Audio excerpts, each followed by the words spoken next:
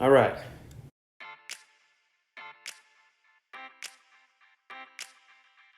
Welcome back, YouTube. So today we are talking about the Zeiss Ikon Nettar.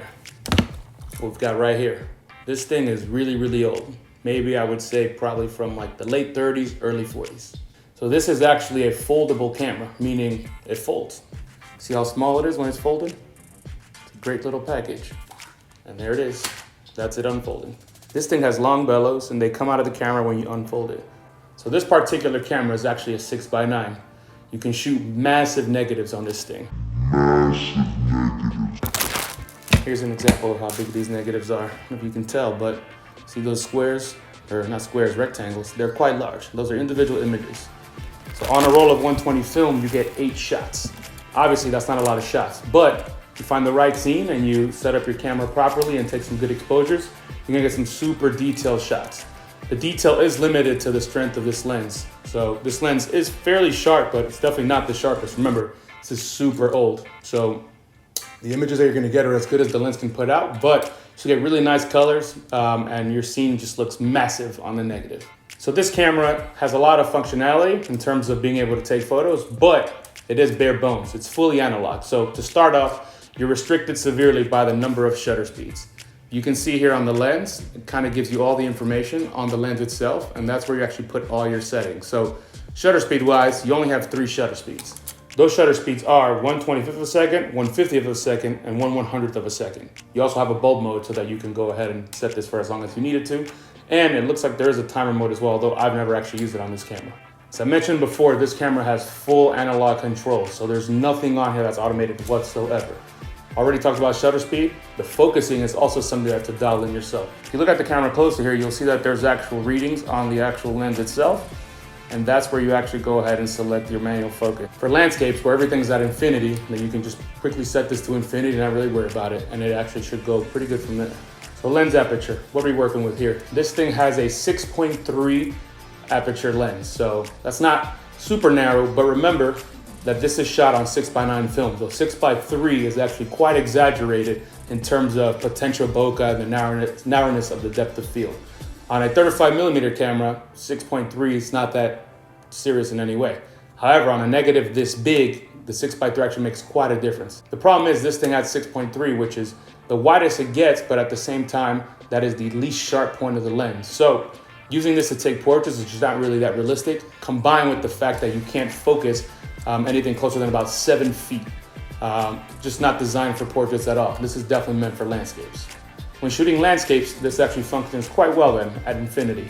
You basically look at your scene through this little box that pops up right here. The viewing window on this camera, what you see right here, pops up out of the body itself. And that's actually all you're gonna get in terms of helping you compose your scene. It's obviously not precisely the exact thing that you're gonna see through the lens, but it gets you pretty damn close. If you put your face up pretty close to the camera and put your eye right behind the gap, that'll give you a pretty good look as to what your scene's gonna look like. Again, this is best intended for landscapes. For anything else, it's gonna be a bit tough. So I talked about the bellows earlier. Basically, the bellows are probably the most important part of this camera because that is what prevents your image from becoming polluted with light. When I bought this camera, the bellows definitely had a couple pinholes in them and it was noticeable very clearly on my images. I sent this into PPP Repairs here in the UK and he worked his magic, basically covering up all the pinholes and making this quite impressive of a package now. I don't have any fears now in terms of light leaks and I haven't had any issues since. Pretty cool thing about this camera also is that because it's full manual control, there's nothing fancy going on with the actual film holder inside. You load it the way you would load any other 120 camera, as you can see here. And basically you've got your spool intake and then you've got where the actual film rolls as you take your shots. This is full manual, meaning that you do have to keep track of what shots you're taking and there's no ability here to prevent you from double exposure. So every time you take a shot, you go ahead and wind and look through the little viewfinder window in the back that tells you what exposure you're on. Definitely want to make sure you stay on top of that as you're turning your film every time after taking a shot, because if not, you'll probably double expose and ruin a bunch of your shots. It could look cool, but at the same time, if you're really banking on a particular shot, you'll probably ruin it that way. You do see here, and you're probably wondering what's going on, I actually have a roll of 35mm film in here.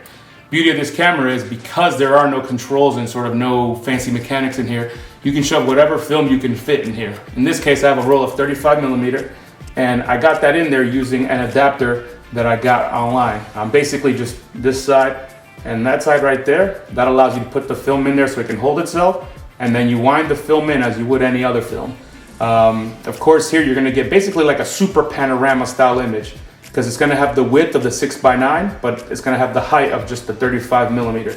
The 35mm look is actually quite interesting, and it does give you the lomography style exposure, meaning you do have the sprocket holes in your image. Of course you can crop that out after scanning, but it looks pretty cool. Here's some sample images that I've taken with this camera. A bunch of them are in 120 format with 120 film, and a few of them are also on that 35mm film, as I mentioned before.